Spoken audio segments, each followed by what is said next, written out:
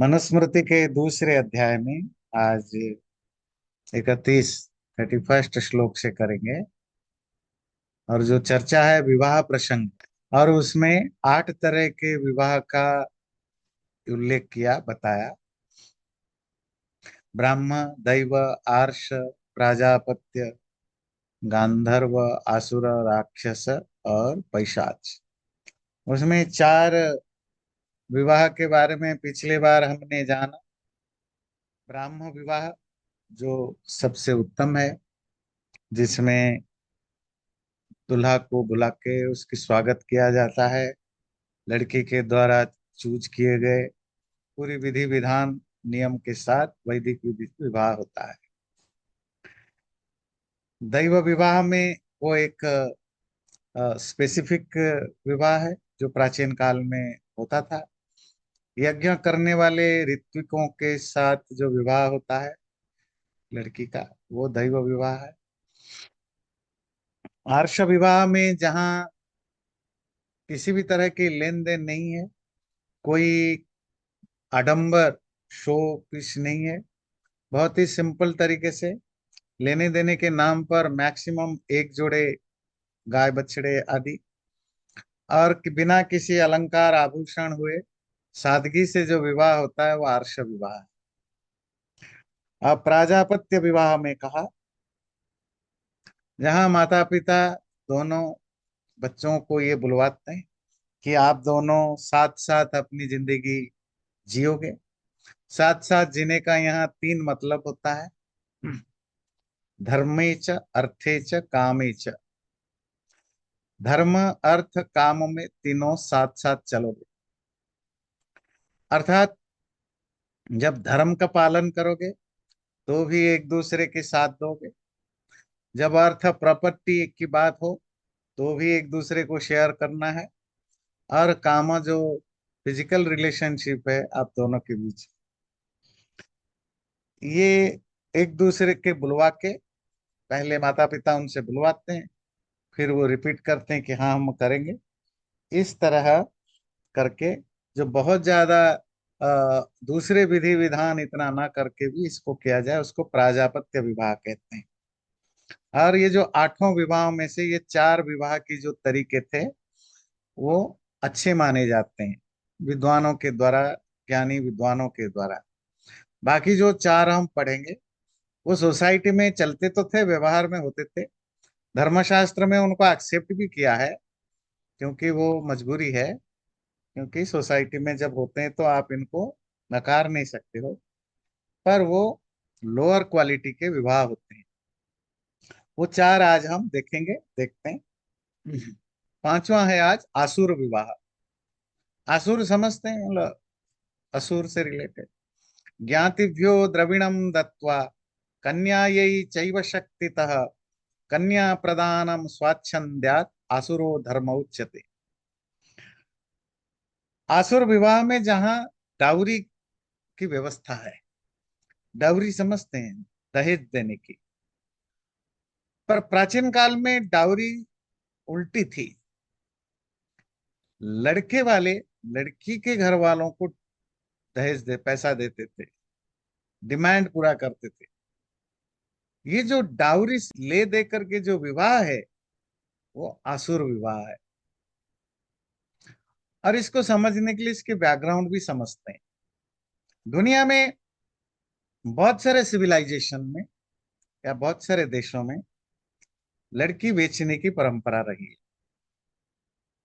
लड़की एक तरह के प्रॉपर्टी है जिसमें कैश में लिया जाता है। रोमन सिविलाइजेशन से लेकर मायन सिविलाइजेशन से आज भी आपको यूक्रेन, स्लोवाकिया आदि बहुत सारे देशों में ये होता है कि लड़की वाले डिमांड करते हैं लड़के से, आप हमें दें।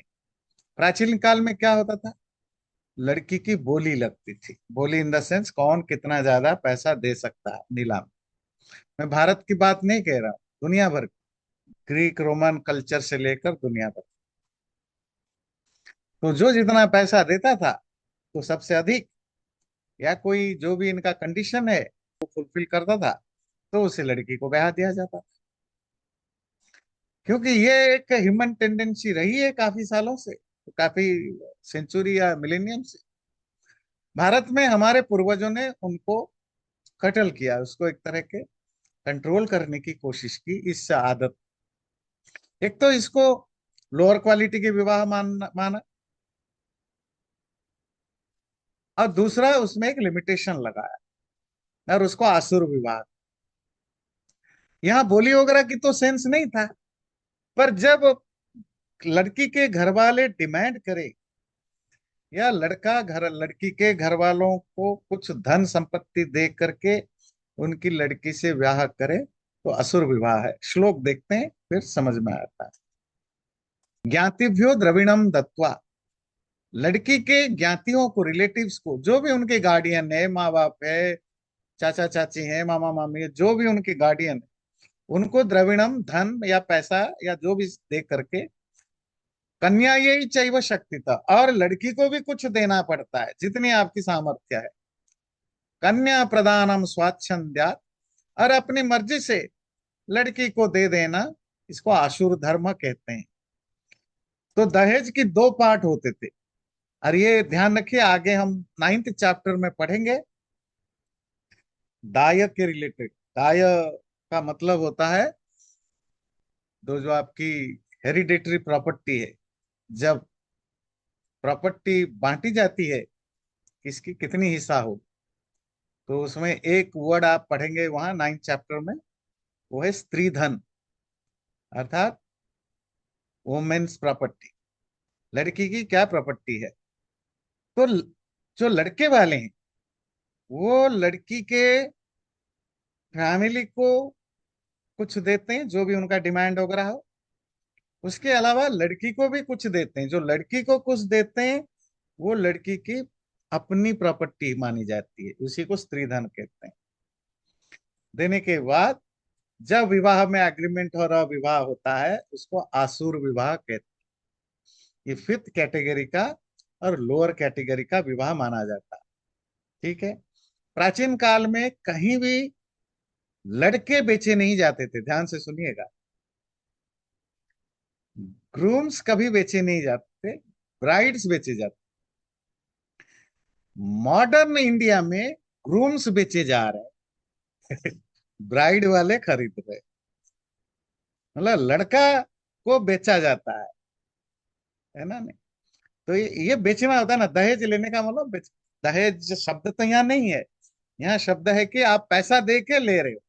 तो आप लड़की वाले पैसा दे करके लड़कों से ब्याह कराते हैं, पहले लड़के वाले पैसा दे करके लड़की से ब्याह कराते थे। तो वो एक तरह के इनकम होता था लड़की के माँ बाप का। आजकल जो बॉयज की पेरेंट्स हैं, लड़का के पेरेंट्स हैं, उनका इनकम हो जाता है कि मेरे घर में दो लड़के हैं और इसने ये पढ़ाई की, ये जॉब किया, तो मेरे पास इतना पैसा आएगा। कहाँ से आएगा? लड़की वाले से। तो ये जो दहेज से जो विवाह, वो असुर विवाह, 5th विवाह माना जाता है। इच्छयान्योन्य संयोग कन्यायाश्च वरस्य च गांधर्व सतु विज्ञेयो मैथुन्य काम संभव। ये गांधर्व विवाह जो छठा विवाह है। इच्छा या अपनी मर्जी से अन्योन्य संयोग, बॉय एंड गर्ल, लड़का और लड़की एक दूसरे से फिजिकल रिलेशनशिप बनाया, या इमोशनल कनेक्शन अर्थात प्यार उनकी हुई एक दूसरे में।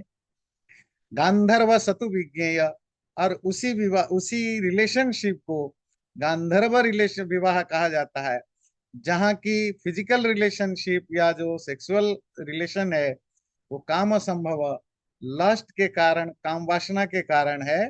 तो छठा है गांधर्व विवाह, जो आजकल नॉर्मली बहुत होता है, पहले भी बहुत होता था। गांधर्व विवाह में कोई रिचुअल्स नहीं होते थे, ध्यान से सुनिए। कोई मंडप कुछ नहीं होता था। लड़का लड़की एक दूसरे को पसंद करने लगे, एक दूसरे को चाहने लगे, तो फिर या तो माला बदल दी एक दूसरे के लिए, गले में माला बदल दी।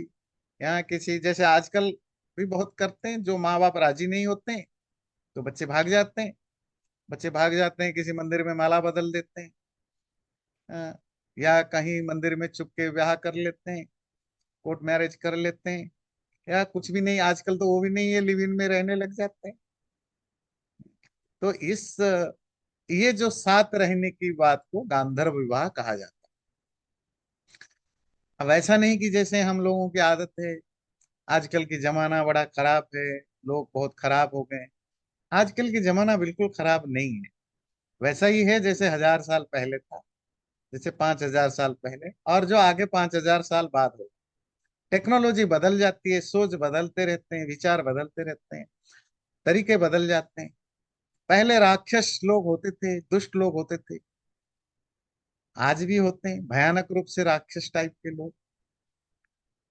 पहले भी राक्षस लोग पूजा पाठ करके भगवान को खुश करते थे, मार काट करते थे।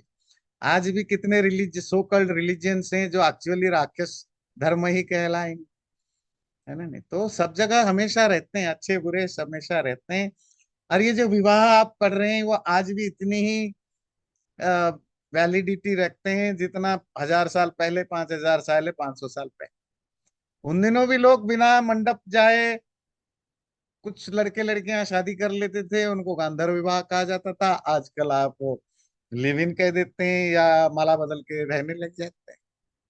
तो आप ये नहीं कहेंगे आज का जमाना बिगड़ गया। तो उन दिनों गांधर्व विवाह उन दिनों भी पॉपुलर था।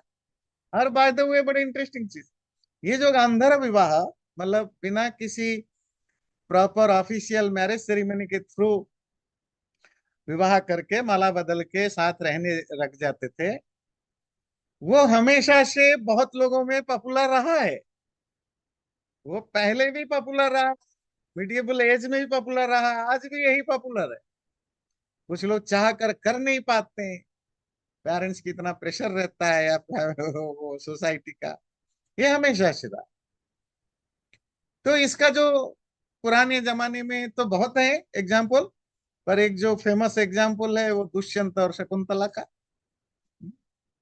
पिछली बार मैंने कहानी सुनाई थी, महाभारत की कहानी है। तो ऐसे तो और बहुत सारे हजारों लाखों आपको ऐसे मिलेंगे जो गांधर्व विवाह है। हत्वा छित्वा च भित्वा च क्रोशन्ति मृदतिम गृहात् प्रसह्य कन्या हरणम राक्षसो विधिरुच्यते। अब है राक्षस विवाह। जितना नीचे नीचे जाएंगे उतना खराब खराब मिलेगा।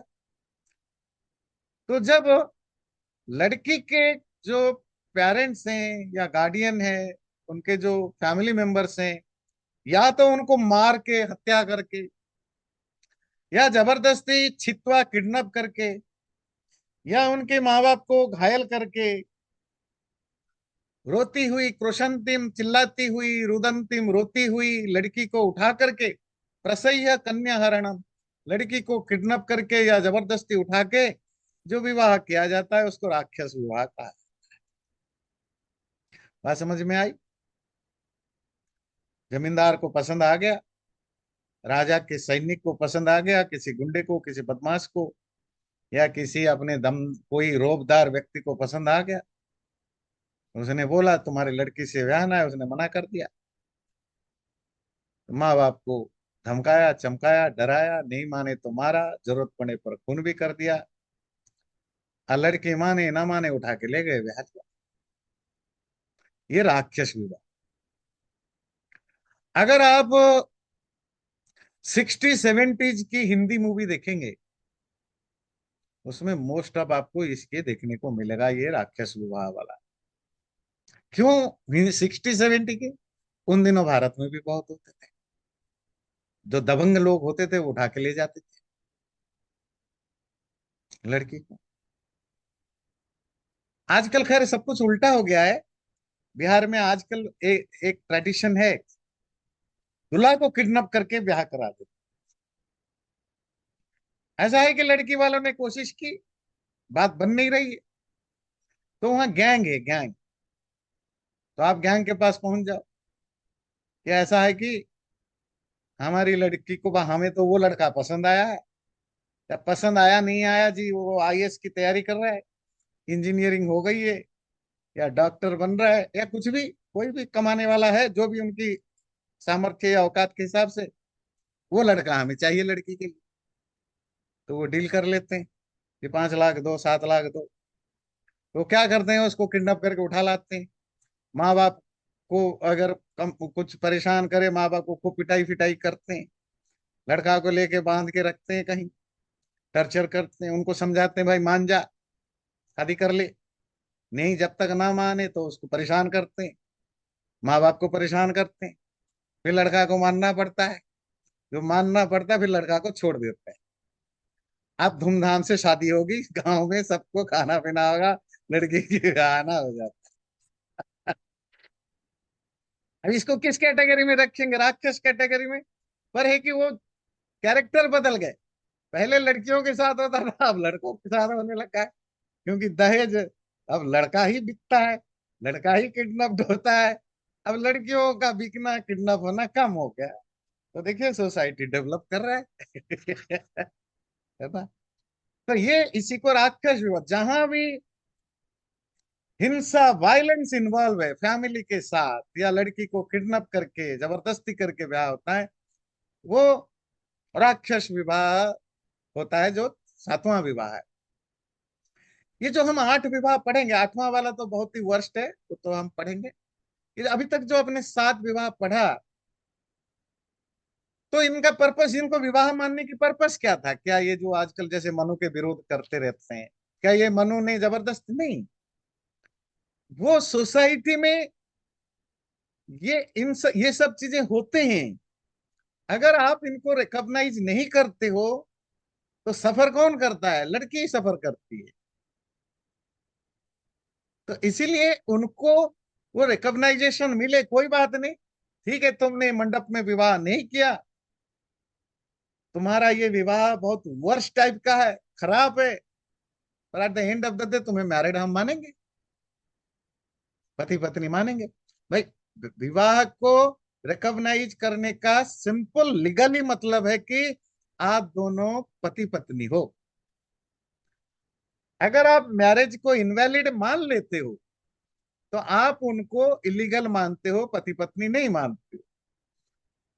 तो पुरुष का तो कोई ज्यादा प्रॉब्लम है नहीं है, ना प्राचीन काल में था ना आज है। समस्या होती है लड़की की, वो कहा क्या, उसकी तो जिंदगी भर ब्याह नहीं होगा। समाज की जो सोसाइटी का उसके प्रति जो बिहेवियर है, पहले भी और आज भी, उसको विवाह करने वाला कोई मिलेगा नहीं, उसकी जिंदगी तो बेकार है।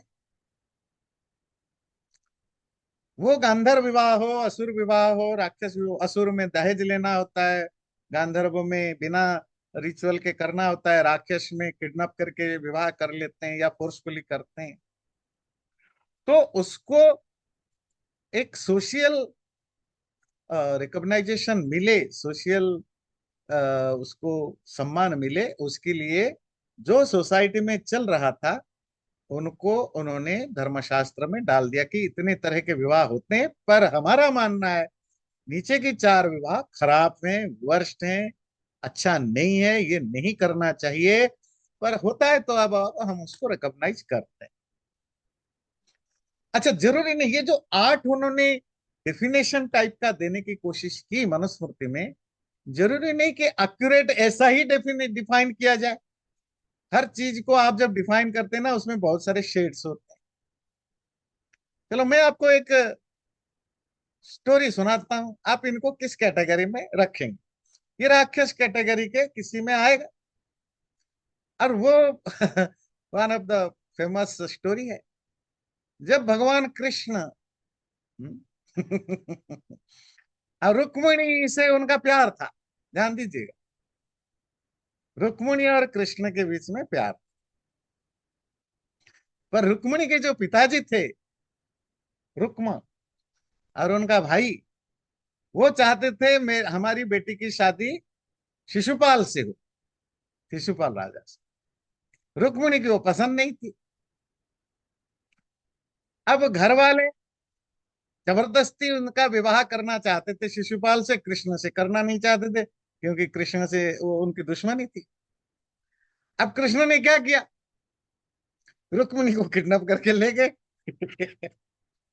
और जो उनके भाई पापा वगैरह पीछे आए, उनके साथ लड़ाई हुई, उनको हराया। अब इसको किस कैटेगरी में आप रखेंगे? ये राक्षस का कोई ना कोई एक मतलब जब अगर आप इनको सब कैटेगराइज करेंगे तो किसी एक कैटेगरी में आएगा, जहां आप लड़की को उठा के ले जाते हैं और उनके माँ बाप को या उनके जो फैमिली मेंबर्स है उनको आप परेशान हिंसा कर। जो महाभारत के मेन कैरेक्टर हैं,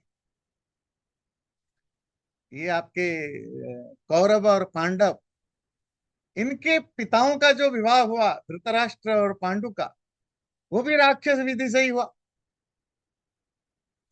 अब क्या है कि अंबालिका इनका स्वयंवर था।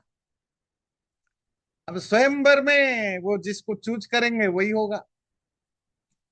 वो मन ही मन भीष्म को पसंद करते थे, भीष्म को, वो बहने थे। पर क्या है कि भीष्म को ब्याह तो नहीं करना था, क्योंकि उन्होंने प्रतिज्ञा ली थी कि मुझे विवाह नहीं करना। भीष्म के ये जो दोनों स्टेप ब्रदर्स थे, नहीं नहीं, धृतराष्ट्र और पांडु के जो पिता थे, विचित्र वीर्य और चित्रवीर्य, चित्रवीर्य और विचित्र वीर्य, ये इनके स्टेप ब्रदर्स थे। उनको कोई लड़की मिल नहीं रही थी, क्योंकि वो कमजोर थे, बीमार थे, तो उनको कोई विवाह करना नहीं चाहता था। तो भीष्म ने क्या किया, वो अंबा अमालिका, वो तीन लड़कियां थी, उनको उठा के जबरदस्ती ले आए कि स्वयंवर चल रहा है, और गए उनको जबरदस्ती उठा के ले आए, और जो लड़ने आए उनको मारा काटा भगा दिया। उसमें एक तो सुसाइड कर ली,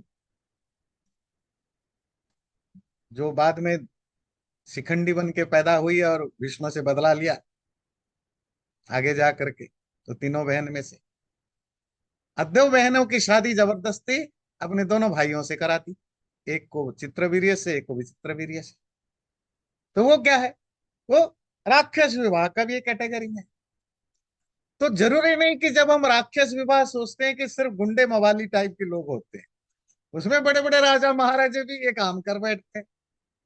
तो इसकी वो हो सकता है थोड़ा सॉफ्ट वर्जन हो, ये थोड़ी स्ट्रांग वर्जन हो, पर है ये राक्षस। अगर आप धर्मशास्त्र की कैटेगरी में डालेंगे तो ये राक्षस विवाह में आएगा।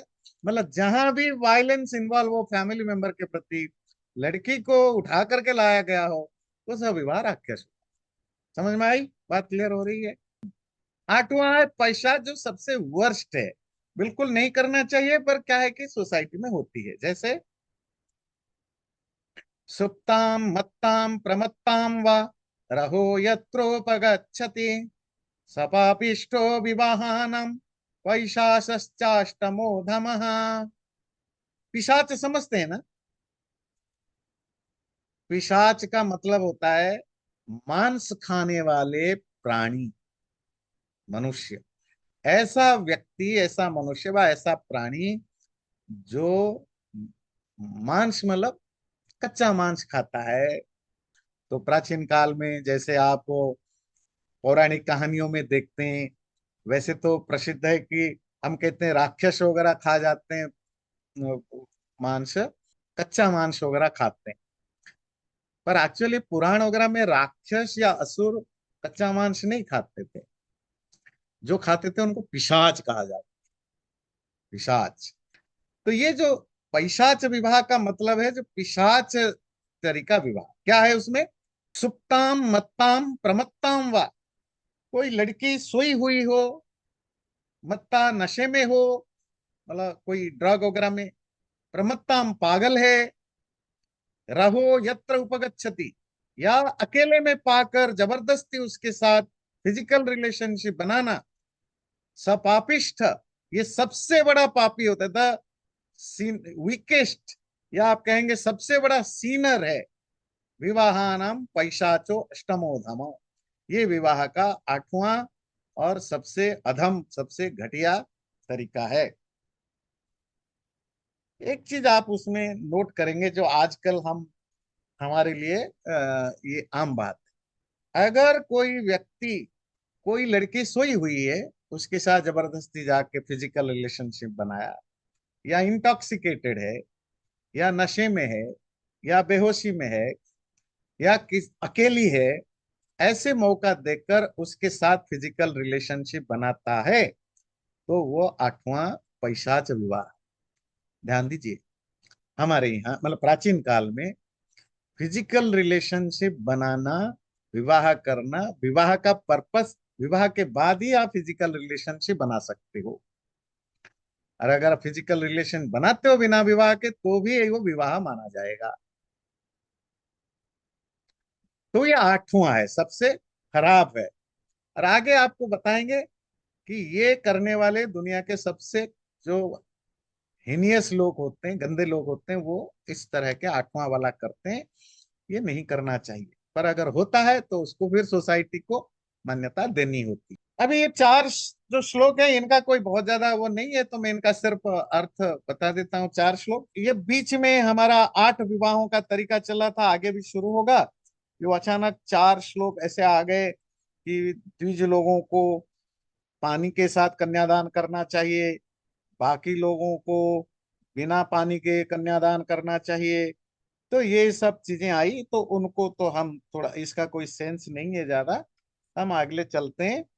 इसी जो 8 विवाहों से रिलेटेड जो मनुस्मृति का अपना कमेंट है, कि वो इनको आठों को किस नजरिए से देखते हैं।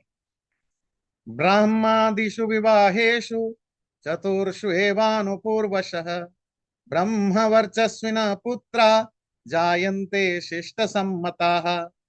जो पहले के 4 विवाह है, ब्रह्मा आदि मतलब ब्रह्म विवाह, दैव विवाह, आर्ष विवाह, प्राजापत्य, ये 4 विवाह जो सबसे अच्छे विवाह माने जाते हैं। ये 4 विवाहों में करने वाला, जो भी पुरुष और स्त्री विवाह करते हैं, उनके बच्चे ब्रह्मवर्चस्वी होते हैं, अर्थात ज्ञानी बनते हैं, तेजस्वी बनते हैं, और शिष्ट सम्मता, सोसाइटी में जो अच्छे लोग हैं वो उनको रेस्पेक्ट, जो कल्चर लोग हैं, सिविलाइज्ड लोग हैं, वो उनको रेस्पेक्ट करते हैं, जो इस ऊपर के 4 विवाह के द्वारा जिनके संतान होते हैं। रूप सत्व गुणोपेता धनवंतो यशस्विना पर्याप्त भोगा धर्मिष्ठा जीवंती च शतम समा।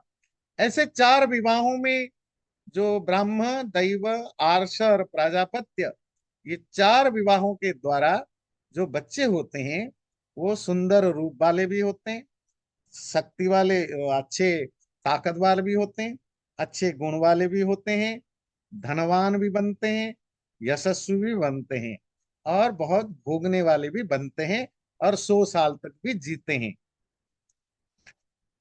इतरेशु च शिष्टेशु, बाकी जो 4 विवाह है नीचे का, जो जिसको खराब कैटेगरी में रखा, नृशंसा अनृतवादिन, ऐसे विवाहों में पैदा होने वाले बच्चे नृशंस क्रूएल भी होते हैं, हार्श नेचर वाले भी होते हैं, अनृतवादिन झूठे भी होते हैं, दुर् जायन्ते दुर्विवाहेशु ब्रह्म धर्म द्विषस्वता, और या तो ब्रह्म धर्म के, जो वेदादि शास्त्रों के या जो धर्म है उसके विरोधी बन के पैदा होते हैं।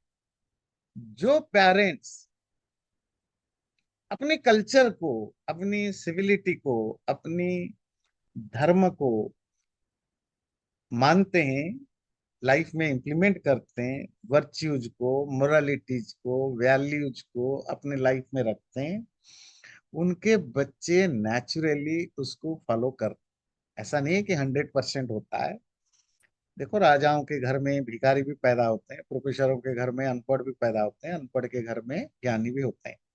पर in general, most of time, एक सिविलाइज्ड घर के बच्चे सिविलाइज्ड ही पैदा होते हैं। जो झूठे, जो जिसके घर में हर कोई झूठ बोलता है, कनिंग है, डिसेप्शन रखता है, वो बच्चे भी आगे जाकर वैसे ही होते हैं। ये एक बिल्कुल सिंपल सी थ्योरी है। बच्चा पैदा होने के साथ जब यही माँ बाप से देखता है, सीखता है, या उसके डीएनए में यही सब चीजें आते हैं, वो भी ऐसा ही बनता है। देखिए, ज्यादातर माफियाओं के बच्चे माफिया माफिया ही बने, कोई रेयरली एक आधा होता होगा जो नहीं बना। जो अच्छे पढ़े लिखे और सिविल लोग हैं, उनके बच्चे ज्यादा पढ़े लिखे हो सकता है ना भी बने, अच्छे प्रोफेशनल भी ना बने, पर कम से कम एंटी सोशल नहीं बनते। क्यों? घर का कुछ संस्कार तो होता है ना, वो भी आपको ध्यान रखना है। जो नीचे की 4 विवाह करते हैं, इसका मतलब है कि वो जो पुरुष है वो कोई अच्छा इंसान तो है नहीं। और चलो, सबसे नीचे दोनों तो बहुत खराब है, ऊपर की दोनों जो है, गांधर्व आसुर वगैरह। पर बात है कि आप अपने कल्चर, अपनी ट्रेडिशन, या अपना जो भी रिलीजियस सिस्टम है, आप उसको डिसोन करते हो या रेस्पेक्ट नहीं करते हो, आपके बच्चे भी क्यों मानेंगे? इवन जो पॉलिटिकल सोच है, जो कम्युनिस्ट हैं, उनके बच्चे भी कम्युनिस्ट ही बन जाते हैं। जो आरएसएस फॉलोअर है, उनके बच्चे भी हिंदूवादी या नेशनलिस्ट बन जाते हैं। और बच्चे नहीं, मतलब कितने पीढ़ियों से वही बने रहते। अमेरिका में भी वही इम्पैक्ट तो होता है ना, माँ बाप की अपब्रिंगिंग का, माँ बाप की सोच का। आप क्या सोचते हो? यकीन मानिए, वो सब बिगड़े हुए जो आज हैं, उनके माँ बाप सब जवानी में बिगड़े हुए थे। उसमें 80% यही होंगे, 70%। तो इसका इम्पैक्ट पड़ता है। यहाँ यूएसए में भी हम देखते हैं, बहुत सारे बच्चे हैं जो सेकंड जनरेशन, थर्ड जनरेशन तक आ गए। हो सकता है उनको हिंदी ना आती हो, इंडियन लैंग्वेज ना आता हो, पर वो बिल्कुल ही कल्चरली इंटैक्ट हैं अपने हिंदू धर्म के साथ, भारतीय कल्चर के साथ। शादी ब्याह वगैरह में सब जगह एंजॉय करते हैं, अपने धर्म के साथ जुड़े रहते हैं, तीसरे चौथे पीढ़ी तक आ गए। और वहीं दूसरा हम देखते हैं, सीधा फर्स्ट जनरेशन जो भारत से सीधा आया, अभी 10-15 साल से भारत से ही आया है, वो कोई सेकंड जनरेशन का बच्चा नहीं है कि यहाँ पैदा हुआ है, नहीं। और यहाँ आकर के वो इतना बिगड़ा हुआ है, एंटी हिंदू है, क्रिश्चियन बन जाता है भाई यहाँ, बिल्कुल यहाँ के धर जाता है, एंटी इंडियन है, हर तरह से विरोधी हो जाता है, वो एक वोक बन जाता है अब उसका बच्चा क्या बनेगा? तो माँ बाप की सोच का इम्पैक्ट पड़ता है बच्चों पर।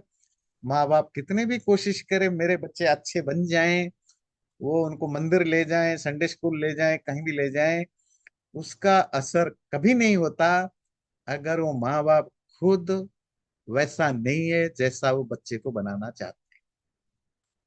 तो ये जो पेरेंटल इम्पैक्ट है वो हम भूल जाते हैं। और जो लोग विवाह को एक सैक्रेड इंस्टीट्यूशन नहीं मानते, क्यों नहीं मानते? क्यों? मोस्ट ऑफ हिंदू लोगों ने विवाह को मजाक बना दिया है। खाओ पियो, पार्टी, नाचो गाओ, रात को 2-3 बजे के बाद जी शादी अब होगी, जब लोग चले गए तो पंडित जी को बदतमीजी करते हैं, मजाक उड़ाते हैं, जरा जल्दी खत्म करिए, आधे घंटे में खत्म करिए, ये हो गया। ऐसा तमाशा क्यों हो गया? आप किसको दोष दोगे? बच्चे को? बच्चे के माँ बाप को? ये माँ बाप ऐसे ही सोचते हैं।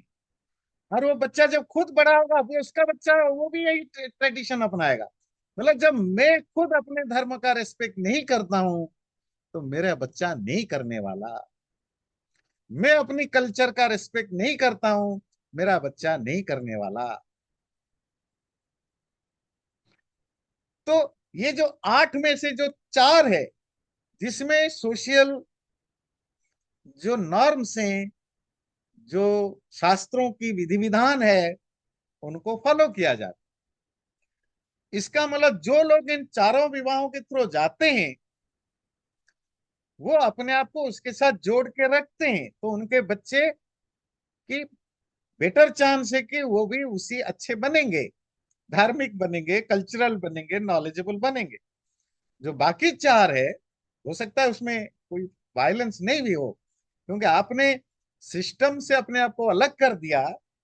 आप किसी सोशल व्यवस्था को नहीं मानते हैं, तो फिर आपके बच्चे भी उसी तरह बनेंगे, झूठे मक्कार जो भी है। अब उस एंगल से भी, साइकोलॉजिकल एंगल से भी आपको सोचने की जरूरत है। अनिंदितैः स्त्रीविवाहैरनिन्द्या भवति प्रजा, निंदितैर्निंदितानां नृणां तस्मा निंद्यान् वर्जयेत्। जो विवाह अनिंदित है, अर्थात अनब्लेमेबल है, कोई जो प्रशंसा के लायक है, श्रेष्ठ विवाह है, तो श्रेष्ठ विवाहों से पैदा होने वाले बच्चे श्रेष्ठ होते हैं, बुरे विवाह से पैदा होने वाले बच्चे बुरे होते हैं। इसीलिए जो निंदित है, जिन विवाहों का समाज में निंदा की जाती है, बुरा माना जाता है, ऐसे विवाहों को विवर्जयेत, कोशिश करना चाहिए, त्यागने के लिए ऐसे विवाह नहीं करना चाहिए। पर नहीं करना चाहिए से क्या मतलब होता है? अब मेरी मजबूरी है, मेरा किस पर दिल आ गया और उसके माँ बाप राजी नहीं हो रहे, तो मुझे तो उसको उठा के लाना है। तो ठीक है, लाओ, तो उसको विवाह की वैलिडिटी मिलेगी। पर शास्त्रकारों का काम है, आपको आचार्यों का काम है बताने की ये चार बेस्ट है, कोशिश करो कि उन चारों में आओ। अगर नहीं हो, आप जो हो गया, अब उसमें क्या कर सके? ये नहीं हम कहेंगे कि कल तुम्हारे विवाह इनवैलिड है। उन दिनों कोर्ट तो नहीं होता था, ध्यान से सुनिएगा, दूसरी बात भी है। उन दिनों तो कोई कोर्ट नहीं होता था कि आप पहुंच गए कोर्ट में कि इसकी इसकी मैरिज वैलिड है कि इनवैलिड है, आप लीगल है कि इलीगल है चेक करिए। तो लीगलिटी इलीगलिटी तो धर्म आचार्य लोग करते थे। तो आचार्य लोग क्या करते, मनुस्मृति में इसीलिए धर्मशास्त्र बनाया गया। अच्छा ठीक है, हो गया तो हो गया, अब आप क्या करें? अब आपको इलीगल करेंगे तो बच्चे का क्या होगा और उस महिला का क्या होगा? ठीक है, आपकी लीगल विवाह जाओ, पर उसका कॉन्सिक्वेंस अच्छा नहीं होता, ये कहना चाहता